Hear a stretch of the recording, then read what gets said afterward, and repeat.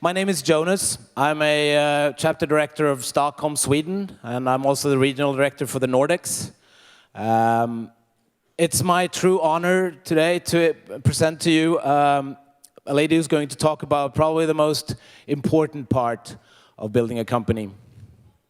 We've heard about getting investments, about getting traction, users, but to me, having an impact, that's what really matters.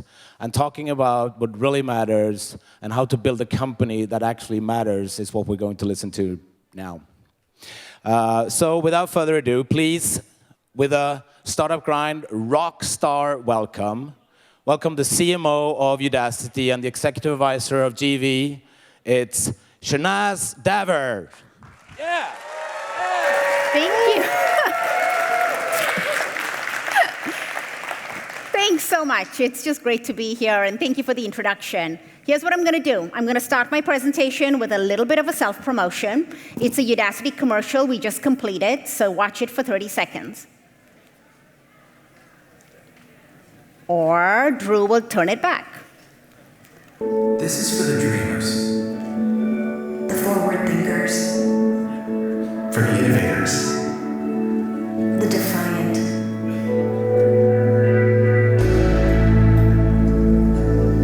for those who dare to imagine the future. Udacity prepares you for the jobs of tomorrow. Learn Silicon Valley skills with a nano-degree program. Enroll now at udacity.com. So the reason I bring up this commercial is it has a lot to do with the 7 things I'm going to talk about in building a company that matters. Because at the end of the day, building a company that matters is a lot about building your brand that matters. And the reason you want to matter is if you don't, no one's going to write about you. No one's going to come and use your product. No one's going to come and work for you. So you have to figure out what do you do after you get your VC funding and all of this stuff to actually build a company that truly, truly matters. So let me start off by talking about these 2 bubbles. There is a reality bubble and there's a perception bubble in everything. Reality is what your company does internally. It's what your product does. It's what your employees do. It's what your finance team does. Perception is how the market views you. You always want your reality to be a little bit smaller than your perception, but in some proportion. Sometimes perception gets huge. You fail. There's a lot of companies that raised a lot of money in the last year and have failed. Theranos is a big example of this from last year and this year. You don't want to be that. But you don't want to be the reverse either. You don't want reality to be so huge and perception to be small. My favorite thing is there are a ton of healthcare companies out there today solving Parkinson's, Alzheimer's, cancer, MS. We rarely hear about them. We always hear about the new sexy dating app or social gaming app, and their reality tends to be much bigger than their perception. So you want to somehow try and get it balanced, and every time I do this for a CEO or a founder, they go, wow, I get it. So let me give you some examples kind of going through my life on some of the things that I've learned with companies overall, and hopefully some of them can resonate with you. So number 1 is fundamentals matter. It doesn't matter how tiny you are or how big you are, some structure always stays the same. So I used to work at a company called Red Hot Labs. 6 people, $0 in revenue. At the same time, I worked for a company called Walmart. 2.2 million employees, $460 billion in revenue. Pretty dissimilar companies. But if you look at it, there were certain things that were very similar. So every time I do this, I will sit with the founder or the stakeholder and say, hey, if you and I are sitting across the table, February 21, 2018, where do you want your company to be? Do you want it to have a certain amount of products? Do you want to be acquired? Do you want to go public? Do you want to kind of raise a lot of money? Once you know what that is, it's very easy for you to move the entire company in that direction. If you do this, a whole lot depends on the story you create, because the story has the most impact. We're human beings. We, believe it or not, don't actually respond to numbers as well as people think we do. We respond to stories very, very well. Very often, many of you guys are founders in this audience, the founder is the best person for the story. It is not the consultant you hire, it is not your marketing team or your product team, it's the founder. Because she is the person who has the most passion, the most belief, and the most to lose if the company doesn't succeed. So right now, I'm an advisor to a company in the VR space. We actually do VR animated movies. We want to be the Pixar of VR. Our entire story is based on our founder, who actually was the director of Madagascar and Ants. We don't talk about VR in pixels and in any kind of data. We talk about it being an emotional experience in which the character kind of comes to life. Udacity, which is run by a guy called Sebastian Thrun's vision is to be the place to learn to get a job. That's what we do at Udacity. So if anyone tells you that you don't know your story, if you're the founder, you should kick them out. You do know your story. You should hire them to get polished to it, but at the end of the day, it's your story. Even Patrick's story at Stripe is his story. Number 2 is hiring matters. A players hire A players, and B players hire B players, but they also hire a lot of C players. And this is when you get a ton of mediocrity muck, and it kind of like drags you down. You can't do anything because these people are constantly dragging you down. You don't want to do that, so try and avoid it. Also, try and avoid the paper. So for example, we in Silicon Valley have this big love affair very often with Hollywood or with hedge funds. And we look at resumes, and they look awesome on paper. But once you interview them and they kind of come and join your company, you realize they're not a very good fit. They want 2 personal assistants. They want an office with walls. They want someone to bring their coffee. We don't do that over here. So try and figure out exactly what you want to do, and don't basically believe in all of the paper you see. And finally, diversity. Everyone has talked a ton about diversity. Diversity does help your product, it helps your company, it helps your stakeholders. So look at hiring people that are different than you. Look at hiring people like me. I promise we will make your company better. Number 3 is global matters. We are in a stage where we have the internet, and you could be a guy sitting in Bangalore in a tiny garage, or you could be in Silicon Valley sitting at Google, and you have the same access very often to the internet. So the internet took us 13 years to hit 1 billion users, 5 years to hit the next billion, and 5 years to hit the next billion. So we have about 3.2 billion users on the internet today, but our world population is 7.4 billion. So we have a long ways to go. When we started with Udacity and we created a program called the Nano Degree, we allow students to put up all of their projects onto GitHub.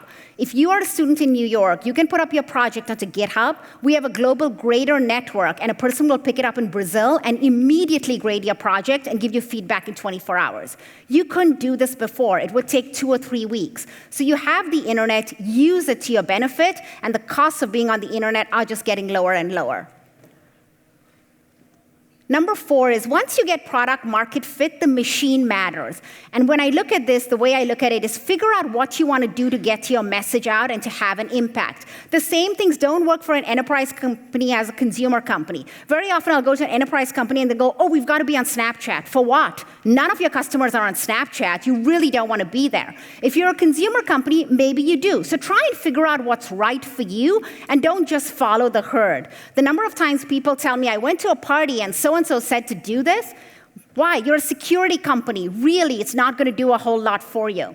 When I look at marketing overall, which tends to be the purview of where the machine matters, is look at it as a war. Figure out when to bring in your infantry, when to bring in your cavalry, and don't do it all together. But whilst you're at it, don't get caught up in the data. The amount of times I hear, what's your MAU, your DAU, your LTV, your CPC, your CPA? Oh my God, yes, those things matter, but they shouldn't be driving your entire company because then you're never going to matter. Let me explain what I mean. This is actually a slide I stole from Steve Jobs years and years ago. He had a slide that talked about the intersection of science and art. Science is all the data. Art is the sheer delight in having a customer or a student use your product and talk about it, or open a box and look at your iPhone 6. So if you want to take a risk and move forward, look at the data, but use it as a guiding post. Udacity just created a program called the Self-Driving Car Program. It is the only program in the world where you can actually learn how to become a self-driving car engineer and not go to school like CMU or Stanford or MIT. We looked at the data before we started the program, and there were, I would say, very few jobs, and they were only probably at Google and one other company. We still decided to take that data and as a foundation took a risk and opened up the program. Today, we have 5,000 people in the self-driving car nano-degree program, and it's the only place in the world that you can actually get a degree and get hired by people like BMW, Mercedes, and other partners. So basically, use your data as a foundation, but then take a risk. Number 5 is brand matters. It's really simple. You all know these logos. You go to Starbucks in Bangkok, in Paris, in Brussels, you see it all over. I'm not saying your company has to be over here, but aspire to do that because it will force the way you think of things. When you talk about brand, people give you all kinds of definitions of brand. It's the logo, it's the slogan, it's this, it's that, and then you hire these consultants and they come in with your attributes chart. Stop. The only thing that matters in a brand is trust. That is the essence of a brand. If your customer trusts you, your stakeholders trust you, your employees trust you, you're fine. After that, you can make up your logo and your taglines. And for this free advice, you do not need to spend $150,000 on your consultant to tell you the same thing. Number 6 is cult matters.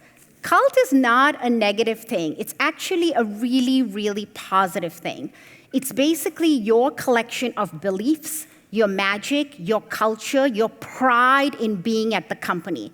Because whether you're a company that has 10 people or 1,000 people, at the end of the day, you're a collection of people. So I like looking at SoulCycle. SoulCycle is this crazy phenomena. You get onto your bike, you sweat like crazy, you look awful, you're listening to all this music. People love it. I went to Stanford. Stanford is a cult in a way as well. We have a certain way of traditions and beliefs and pride of being there. You want to cultivate that. Sometimes people will say, so-and-so is googly. You hear that a lot in Silicon Valley in the tech space.